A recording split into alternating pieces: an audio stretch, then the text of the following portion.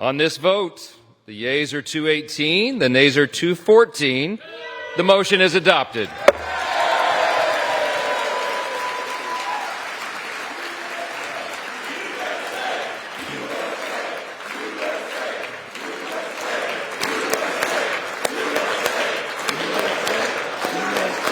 Today, we are making the dream of a government that puts the American people first a reality. A reality.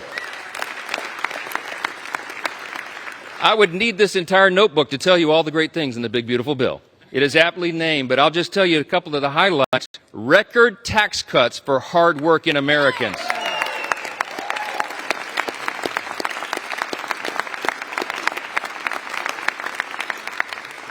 Historic savings at the same time to end reckless spending. We got energy dominance coming back to power our future. We have a secure border to protect American families. We have a strong military to restore peace through strength. And we have a government that is now accountable and responsive to the people once again. That's what we're delivering. This is without a doubt the most important vote of this Congress, and I think this may be the most important vote that any of us take in our entire lifetimes. And everybody better remember it, however you vote today. My friends, the President of the United States is waiting with his pen. The American people are waiting for this relief. We've heard enough talk. It's time for action. Let's finish the job for him. Vote yes on the bill. I've heard a lot from my Republican colleagues who've expressed pride in this accomplishment. I asked the question, if Republicans were so proud of this one big, ugly bill, why did debate begin at 3:28 a.m. in the morning? Republicans are once again, which has been the case, Mr. Speaker, through every step of this journey, tried to jam this bill through the House of Representatives under cover of darkness on a bill of such significant magnitude as it relates to the health, the safety, and the well-being of the American people. And because that debate was so limited, I feel the obligation, Mr. Speaker, to stand on this House floor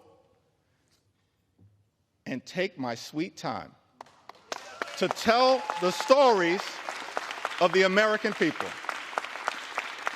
And that's exactly what I intend to do. Take my sweet time on behalf of the American people, on behalf of their health care, on behalf of their Medicaid, on behalf of their nutritional assistance, on behalf of veterans, on behalf of farmers, on behalf of children, on behalf of seniors, on behalf of people with disabilities, on behalf of small businesses, on behalf of every single American. I'm on this House floor after 6 a.m., and I'm planning to take my sweet time. And I commend everyone in this chamber, all of the American people who may be observing the proceedings in the House of Representatives, particularly as we approach July 4th, to read that Declaration of Independence. Perhaps I may even enter it into the record later on today. Because we're here, Mr. Speaker, to take our sweet time on behalf of the American people, to make sure as best we can, to cover all of the things that as Democrats we're fighting hard to defend during this extraordinary moment of assault directed at the American people as a result of this one big, ugly bill that will hurt everyday Americans in order to reward billionaires with massive tax breaks. and then exploding the deficit and the debt in ways that will jeopardize the future of our children and our grandchildren. And I think I'll end this portion of my presentation. Mr. Speaker,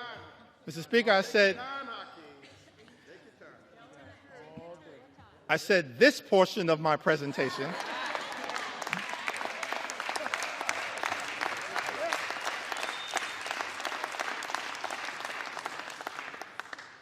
Still got a little more time. Donald Trump's deadline may be Independence Day. That ain't my deadline.